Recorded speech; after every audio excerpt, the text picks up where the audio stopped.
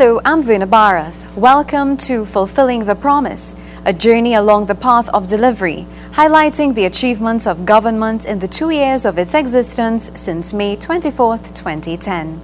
In tonight's program, implementing measures to prevent gender-based violence, the Community Development Fund, the launch of the Heroes Park and Faizabad Labour Museum. But first, the restoration of the Togo Lighthouse as government continues to deliver on fulfilling the promise.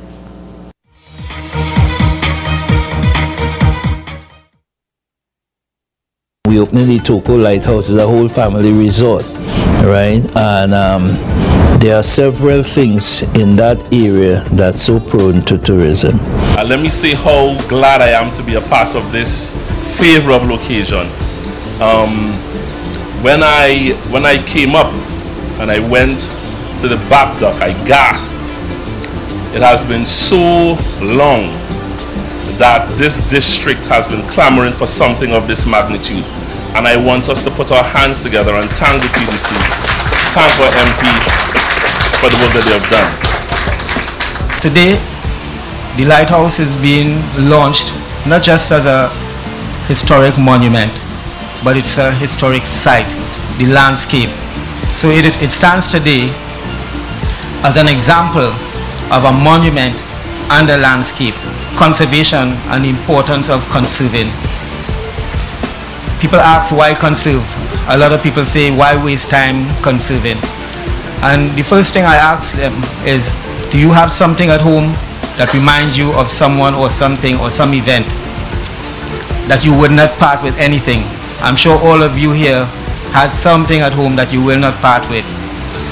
So, on a macro scale, we conserve because it represents us as a people, different race, it represents events, it represents important things in our lives. So we need to conserve so that many of us, if we do not know where we came from, can we measure our progress in life? So conserving our past, conserving our monuments, conserving our environments are very important to us as a people, and we must conserve.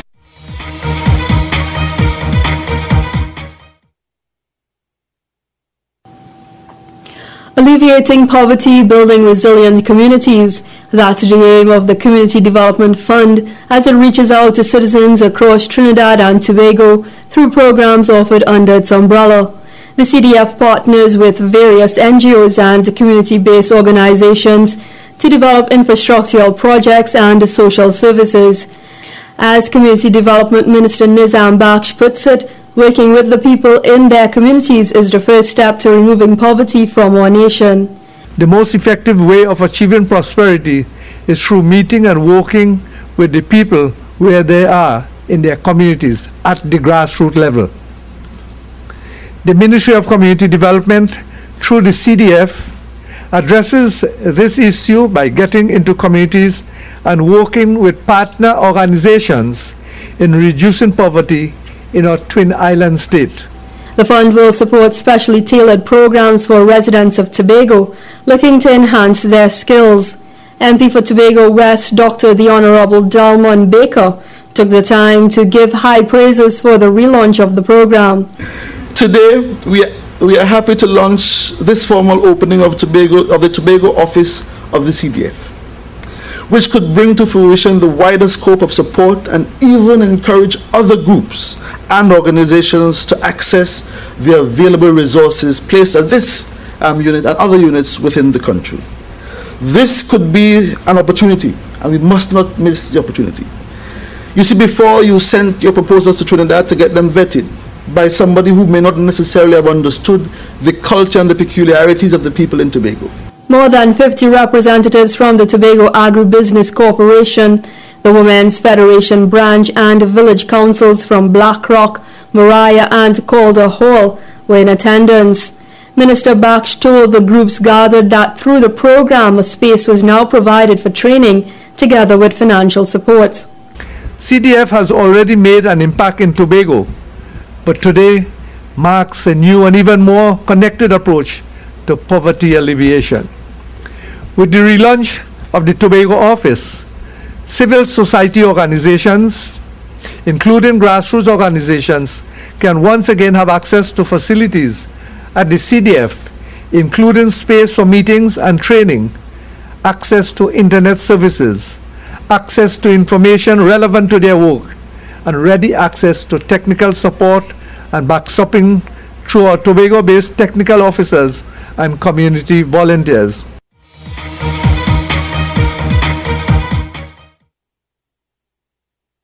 Minister of Gender, Youth and Child Development, Senator the Honorable Venus Andrews Graves, says the national gender policy is a framework implemented by government to promote fairness and equality between both sexes to ensure their fullest development and potential is achieved in society. The minister is also highlighting what she describes as appalling statistics on the number of incidences of sexual offences for the year 2010. We have an epidemic of gender-based violence. Women and girls experience domestic violence, incest, rape, and other forms of sexual violence and abuse. The figures are staggering. Homicides due to domestic violence are second only to gang murders. 940 reports of domestic violence were made to the police in 2010, 68.2% of which were for assault by beating. The high incidence of rape, including gang rape, is horrifying. In 2010, the police received 215 reports of rape, 22 reports of incest, 158 reports of grievous sexual assault, and 278 reports of sex with minor females. 14 to 16 years of age, and that has come from the Crime and Problem Analysis Branch of the Trinidad and Tobago Police Service. 278 reports of sex with minor females 14 to 16 years of age. These figures are but the tip of the iceberg, as many incidents of violence against women are not reported. Minister Andrews Graves says, however, that sexual abuse is not only unique to women, as many males usually fall prey to this type of abuse as well. We are seeing cases in the newspapers of boys who are being sexually abused in their families and communities. A young boy took his own life, reportedly because he was being bullied in school based on people's perception of his sexuality. I am told by a member of my staff of a taxi driver in his early 30s who told her that he was being beaten by his girlfriend, who was better educated and earning a higher income than he was, but he was ashamed to talk about it or to report it to the police. It serves to remind us of the time when it was a shame for women to talk about their experience of domestic violence or of rape. She adds that gender-based violence should not be tolerated, and as such, the national policy will come into play to address this issue. Having a national gender policy will allow us to improve our legislation, implement measures to prevent gender-based violence, increase women's and men's understandings of their rights and responsibilities, put in place shelters for women and men, and heal the pain and suffering among victims, survivors, and perpetrators.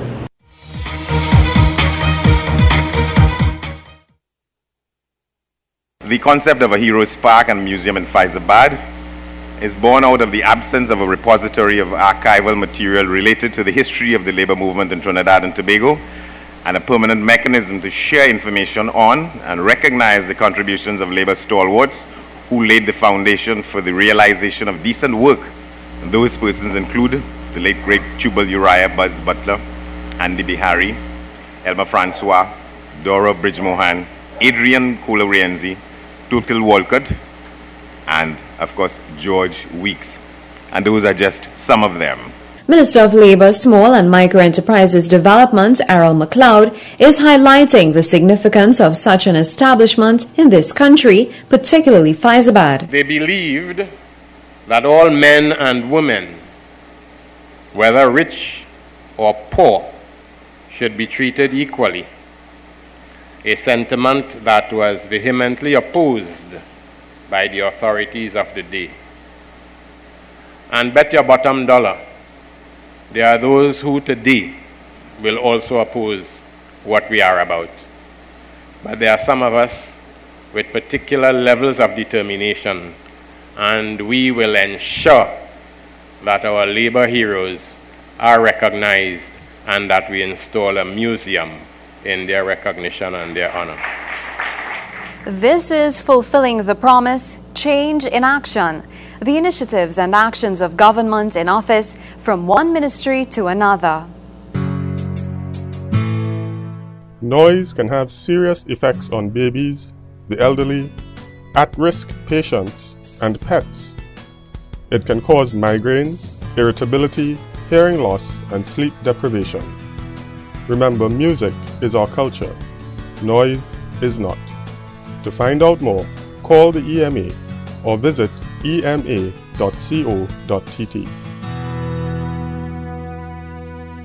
Informing and educating the nation, especially the young ones, about water, how it's won and processed, and how it should be protected are just a few of our major responsibilities here at the Public Education Center.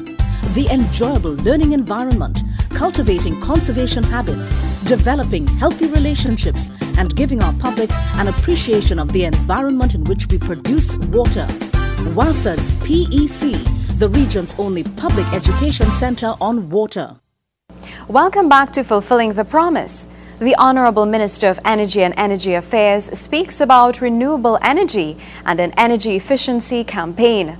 Also, a look at green jobs. But let's head to the West. The official launch by the Honorable Prime Minister of the Chaguaramas Boardwalk.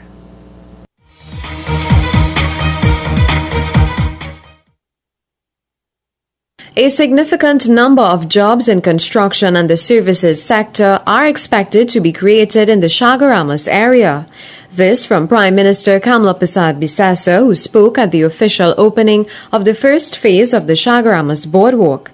She adds that many other benefits will follow as a result of this development. It is anticipated through the opening of this first phase of the boardwalk, new spaces for business investment opportunities, entrepreneurial initiatives, recreation and social engagement will emerge and be sustained. It is my understanding that many of the inputs in the construction of the boardwalk, as both Chairman Solomon and Minister Tiwari pointed out, include recycled and eco-friendly materials such as the recycled plastic decking, the solar-powered lamps that will have minimal impact on flora and fauna in this area.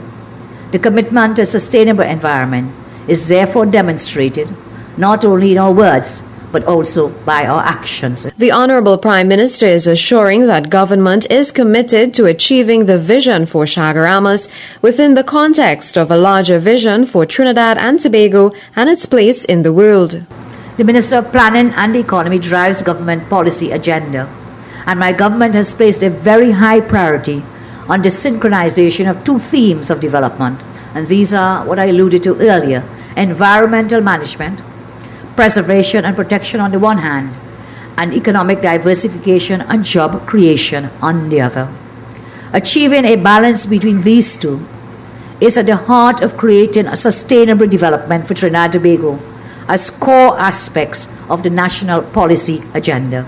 Mrs. Persad-Bissessar is revealing that Williams Bay will be transformed into a more enjoyable and developed area and national park via the second and third phases of the Boardwalk project. The second and third phases of this project will see the transformation of the Williams Bay area, where we will create an environment that will be enjoyed by future generations and cherished as our national park.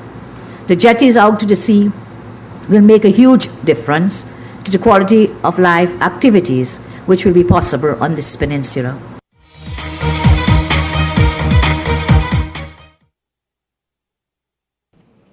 Energy Minister Senator Kevin Ramnarine says this country is blessed to have such affordable electricity and fuel rates. Speaking at the launch of the Renewable Energy and Energy Efficiency campaign at the Crown Plaza Hotel, Minister Ramnarine revealed how fortunate Trinidad and Tobago was in being one of the only CARICOM nations to be a net exporter of energy. Energy in Trinidad, as was pointed out by one of the earlier presenters, is among the cheapest in the Western Hemisphere. We pay almost 5 US cents per kilowatt hour for electricity in Trinidad, so electricity is fairly cheap. We also have some of the lowest prices in the world for diesel. Diesel is $1.50 TT per liter in Trinidad. The average price in the CARICOM region, TT equivalent, is somewhere like around $7 to $7.50 TT per liter. In Guyana, not too far away, diesel is actually $6.39. So we are very blessed to enjoy very cheap electricity and fuel prices here in Trinidad. In light of this fact that Trinidad and Tobago's energy and fuel costs are quite low compared to that of other nations, the Energy Minister says wastage has become an unfortunate culture in this country. He is therefore urging persons to play their part in conserving electricity. Renewable energy and energy efficiency, he adds, are key areas of focus by the Ministry of Energy and Energy Affairs. People waste electricity, people waste fuel because it's cheap. You go to the ministry at night and you see all the lights on all the floors except the lights in my office. I take off my lights in my office. And therefore we need to have a culture change in Trinidad with respect to our relationship to our resources. The Energy Minister says his ministry has been working towards introducing certain new initiatives in the walk towards energy conservation. He made mention of the usefulness of energy-efficient buildings and CNG initiatives to be introduced to several additional parts of the country. We also have to look at the whole issue of energy-efficient buildings in this country. Many of our buildings are built in a manner that allows them to be heated and cooled constantly during the day. And as I see Mr. Franco here, I'm reminded, of course, of the CNG initiative. We turned the sod for a CNG station today at Vimcott. 2 months ago, we turned the sod for a CNG station at PTSC in Citygate. And pretty soon, we'll be rolling out a new CNG master plan, which I'll be taking to Cabinet for approval. So we are continuing very strong with the CNG initiative. It is the way of the world. It is the way the world is going.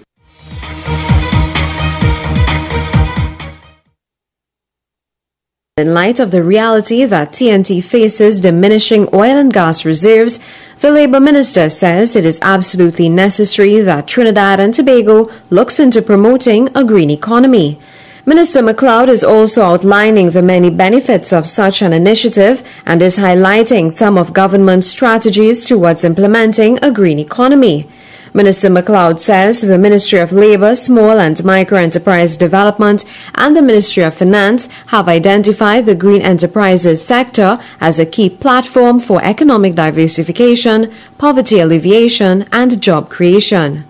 Through the implementation of green technology and alternative energy, for example, use of the solar system and wind, we will significantly reduce our carbon footprint, thereby creating a healthier and sustainable environment. The Honorable Minister of Finance highlighted initiatives that the government intends to undertake in our shift towards a greener nation. Some of these initiatives include the establishment of a solar manufacturing complex, the creation of a national wind resource assessment program. With regard to the promotion of green jobs, Minister MacLeod says the green economy has become an emblem of a more sustainable economy and society that preserves the environment for future generations. He also explained the wide range of job fields which fall under the green jobs radar. This encompasses jobs in agriculture, manufacturing, construction, installation and maintenance, as well as scientific and technical, administrative and service-related activities that contribute substantially to preserving or restoring environmental quality.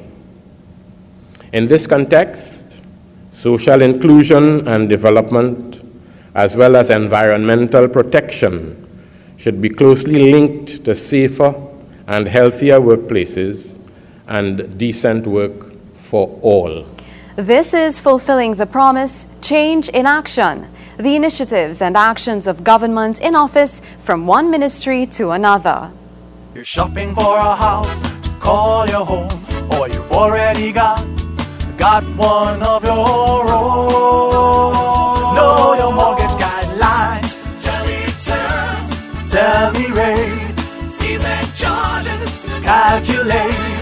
Will it change and on what day? Hey, what's the current mortgage market reference rate? You need to know so much about your home mortgage. Get the Residential Mortgage Market Guideline. It's your right to know about your mortgage so you can know your way home.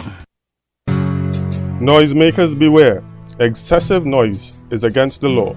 Did you know that apart from the noise pollution control rules, there are over 10 pieces of legislation under which noise can be addressed? Any officer of the police service can take action against noise pollution. Remember, music is our culture. Noise is not.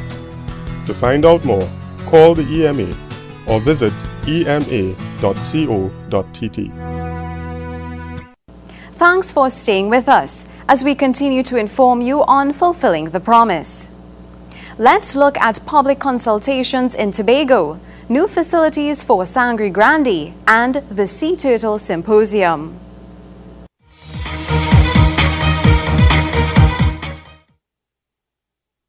Tobagonians are being told their voices are important to the establishment of the Civil Society Board. This as public consultations were held on the Sister Isle. Issuing a call to all residents on the island to participate in discussions, Minister of State in the Office of the Prime Minister Roger Samuel told participants it was necessary that the affairs of Tobago be represented at all levels. We felt it necessary that we now create a sector that looks after Tobago affairs, but it does not limit organizations in Tobago from registering in all of the other sectors and being part of the process of elections to be nominated out of the other sectors. For instance, if there's an awesome agricultural sector in Tobago, and when all of the agricultural people in the sectors are called together and representatives, Tobago sends a representative out of the agricultural sector there too, and they are part of the voting process to represent the agricultural sector. Through the establishment of the Civil Society Board, persons will be given the chance to air their concerns on the development of the economy. And while Tobago is known for the tourism sector, member of the Economic Development Board, Peter Mitchell, highlighted the critical role citizens play as entrepreneurs in the sector's sustenance. Cabinet has decided certain key mandates for the Economic Development Board. The first one is to play an advisory role in the development of the National Innovation System and policy. Now, the National Innovation System is a concept by which we harness not only the academia, finance, as well as the government side to promote entrepreneurship. Because what we have realized is that in order to put forward sustainable economic development, the people must be given the opportunity where their ideas can be commercialized and they can make money from their ideas. Minister Samuel told Tobagonians the creation of the board will not be based on locality, but on the different sectors of society, allowing citizens from all regional districts to have an input on the various issues. We felt it necessary that the Civil Society Board be divided into sectors. 14 sectors in total. Not geographically, not in the municipalities that exist, but sectors across the board. It's the view of government that by holding public consultations such as these will aid in integrating the views of all communities from across Trinidad and Tobago into the development of civil society boards.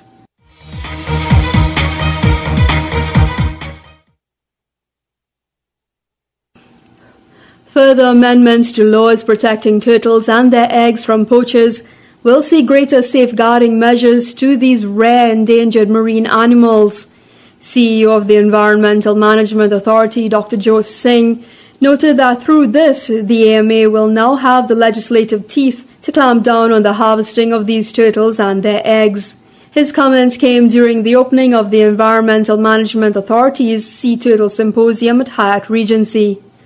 I must at this point applaud the efforts of the Honourable Vasant Bharat and the Ministry of Food Production, Land and Marine Affairs for recognizing the conflict these two pieces of legislation presented.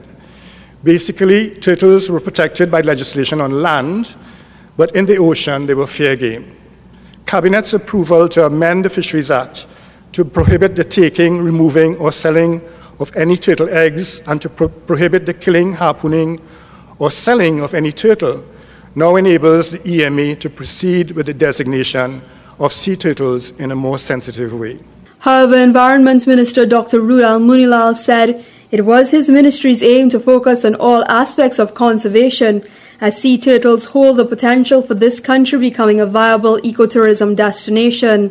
The importance placed on today's initiative arises due to the fact that Trinidad and Tobago is home to 5 of the world's 7 species of sea turtles. This fact means that with one visit to our country, a tourist can have the opportunity to see almost all of the world's species of sea turtles. The minister added the Institute of Marine Affairs had proposed 2 preservation projects towards the development of live bait fishing as well as the creation of hatchment areas. The first is the development of live bait fishing on the northeast coast of Trinidad. This is an effort to encourage movement away from gillnet fishing to live bait fishing through the turtle nesting season. As many of you may already be aware, many leatherback turtles are caught in gillnets and drowned. The second project I wanted to mention briefly, which is again led by the IMA, is the development of hatchery in the Grand River area. This is an effort to save doomed nests. In fact, I understand that due to the large number of leatherback turtles nesting on Grand River, some nets are dug up by other sea turtles coming onshore during this active season. In these instances, the eggs will be collected, incubated, and the hatching reused. I would like to add that for both these projects, applications have been made to the Green Fund for financing.